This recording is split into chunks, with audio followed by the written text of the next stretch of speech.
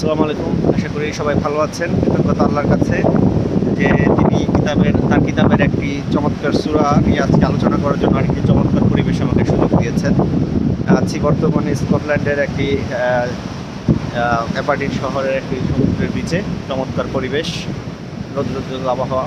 তো চলুন আজকের সূরা বালাদ নিয়ে আলোচনা শুরু করি। সূরা বালাদ একটি চমৎকার সূরা, মাক্কি সূরা, এবং বেশ কিছু চমৎকার দৃষ্টিভঙ্গি আমাদেরকে দেয়, যা আমাদের প্রচলিত দৃষ্টিভঙ্গি এবং ধর্মীয় দৃষ্টিভঙ্গি থেকে আলাদা। তো সূরার শুরুতেই বলা হচ্ছে যে শপথ নিরাপদ মক্কা নগরীর, তুমি নগরীর একমাত্র বৈধ নাগরিক। তো বৈধ নাগরিক বলতে আসলে যা বোঝায় যে আমরা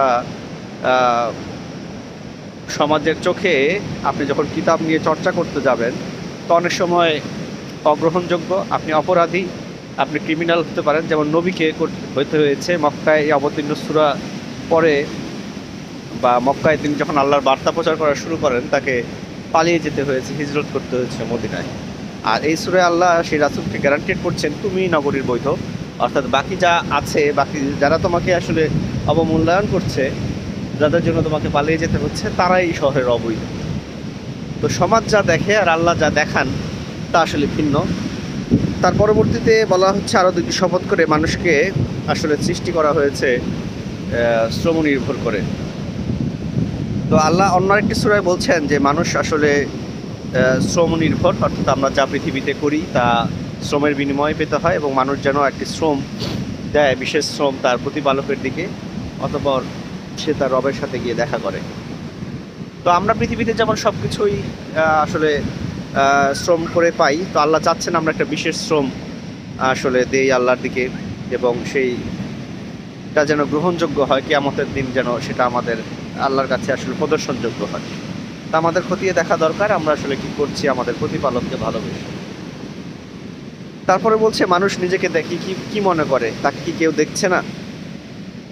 তো আসলে আল্লাহর সার্বক্ষণিক পর্যবেক্ষণে আমরা রয়েছি, এবং আমরা যতই নিজেদেরকে স্বয়ংসম্পূর্ণ ভাবি না কেন যে আমি এটা করতে পারি, আমার বলার যোগ্যতা রয়েছে, আমার দেখার যোগ্যতা রয়েছে, আমার ইনকাম করার যোগ্যতা রয়েছে, আমার খরচ করার যোগ্যতা রয়েছে, কিন্তু এগুলো সবই আসলে স্রষ্টার পক্ষ থেকে আমাকে দেওয়া একটা গিফট, এবং এগুলোর সঠিক ব্যবহার কোরআন থেকে জেনে সেই অনুযায়ী না করলে এর জন্য আমাকে, কারণ কোরআনের অন্য আরেক জায়গায় আসলে বলা হচ্ছে যে আমাকে এই বিষয়গুলো আমার কিয়ামতের দিন আমার বিরুদ্ধে সাক্ষ্য দিবে।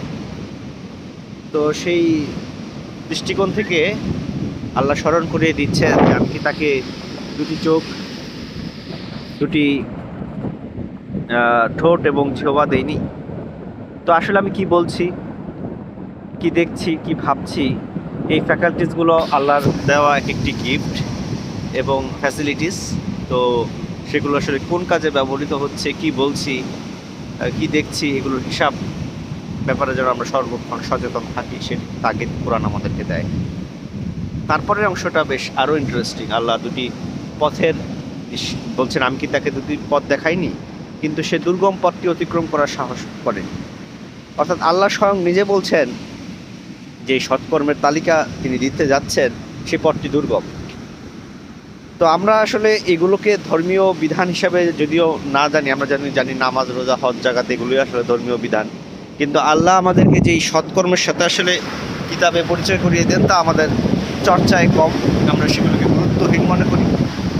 তবে আল্লাহ যেহেতু একটি স্বয়ং সূরায় এই কাজগুলোকে গুরুত্ব দিয়ে নাজিল করেছেন, তা অবশ্যই আমাদের অ্যাকচুয়ালি জেনে রাখা প্রয়োজন।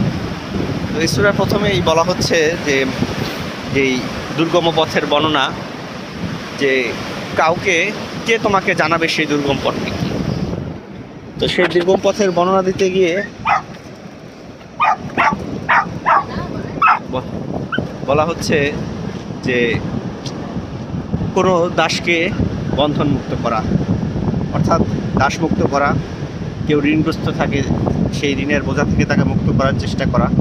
আর বর্তমানে আমরা আসলে এর বাইরে গিয়েও যা ভাবতে পারি, অজ্ঞানতার অন্ধকার, ধর্মীয় বেড়াজাল যা আমাদেরকে আষ্টে পৃষ্ঠে বেঁধে রেখেছে, কোরআনের প্রকৃত আলো বা আল্লাহর প্রকৃত আলো থেকে আমাদেরকে বঞ্চিত করে রেখেছে, সেই শৃঙ্খল থেকে মানুষকে মুক্ত করার চেষ্টা করা, সেটাও আসলে আমি মনে করি একটি বেশ দুর্গম পথ। সেই চেষ্টাও যদি আসলে কাউকে যদি এই শৃঙ্খল থেকে মুক্ত করা যায়, সেটাও এই দুর্গম পথের একটি। তো আল্লাহ জানেন যে মানুষ এই দুর্গম পথে হাঁটতে চায় না, কিন্তু আল্লাহ বলছেন সফলতার পথ আসলে এটাই। তারপরে বলা হচ্ছে দুর্ভিক্ষের দিনে কোনো নিকটজন, কোনো ধুলোমলির মিসকিন বা অসহায় ব্যক্তিকে খাবার খাওয়ানো। অর্থাৎ যা নেই বা যেই জিনিসটার স্ক্যারসিটি রয়েছে বা স্বল্পতা রয়েছে, সেই জিনিসকে অসময়ে বা নিজের কাছে কম থাকা সত্ত্বেও অন্য মানুষকে দিতে পারার চেষ্টা, নিজের মনের সংকীর্ণতাকে মুক্ত করে আল্লাহর ভালোবাসা প্রাপ্তির জন্য, আল্লাহর পথে চলার জন্য মানুষকে দেওয়ার চেষ্টা। এমন না আমার কাছে অনেক রয়েছে বা সবার কাছে রয়েছে সেই জিনিস বা পচা জিনিস দিয়ে দিলাম।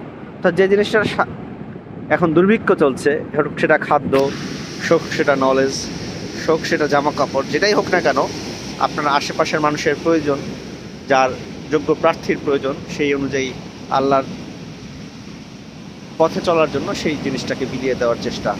এবং একই সাথে থার্ড যে পয়েন্টটি কোরআন আসলে এই দুর্গম পথের বর্ণনা করেছে, যে অতঃপর সামিল হয়ে যাওয়া বিশ্বাসীদের সঙ্গে, যারা একে অপরকে ধৈর্য ধারণের উপদেশ দেয়, সৎ কাজের আদেশ দেয় এবং করুণা, কম্পেশনেট অর্থাৎ করুণা করার একে অপরকে পরামর্শ দেয়, এমন মানুষদের দলে সামিল হয়ে যাওয়া। এবং এবং এটাই নিশ্চিত সফলতা বলে কোরআন বর্ণনা করছে। তো দেখেন, কোরআন এই তিনটা কাজ, অর্থাৎ কাউকে দাস শৃঙ্খল মুক্ত করা, দুর্ভিক্ষের দিনে মানুষকে খাওয়ানো বা দিতে পারা, এবং তৃতীয়ত হচ্ছে এই বিশ্বাসীদের দলে সামিল হওয়া, যারা একে অপর ধৈর্য ধারণ করে, সৎ কাজের পরামর্শ দেয় এবং করুণার আদেশ দেয়। এই ধরনের মানুষদের সাথে নিজের অন্তরকে যুক্ত রাখা, এই তিনটি কাজকে দুর্গম পথ বর্ণনা করে বলছেন যে এটাই আসলে সফলতা। আর এই তিনটি কাজের বিপরীতে বলা হচ্ছে যারা আল্লাহর আয়াতকে অগ্রাহ্য করবে তারাই ব্যর্থ, তারাই আগুনের অধিবাসী। অর্থাৎ আল্লাহর আদেশ জেনার পরেও সেগুলোকে অগ্রাহ্য করা, সে পথ থেকে নিজেকে সরিয়ে রাখা বা মানুষকে সরিয়ে রাখার চেষ্টাই হচ্ছে জাহান্নামের পথ। এখানে আমাদের প্রচলিত বিধিবিধানের কোনো রেওয়াজ নেই, কিছু সৎকর্ম, কিছু অন্তরকে আলোকিত করার কিছু বাণী, কিছু ভাবনার বাণী নিয়ে এই সূরাটি নাজিল হয়েছে। তো আলহামদুলিল্লাহ, আজকে এই পর্যন্তই। ভালো থাকবেন সবাই ইনশাল্লাহ। পরবর্তীতে আল্লাহ তৌফিক দিলে, আল্লাহ বলার সুযোগ দিলে আবার কোনো সূরা নিয়ে আবার কোনো চমৎকার জায়গায় এখন আবার দেখা হবে। সালাম সবাইকে, ভালো থাকবেন।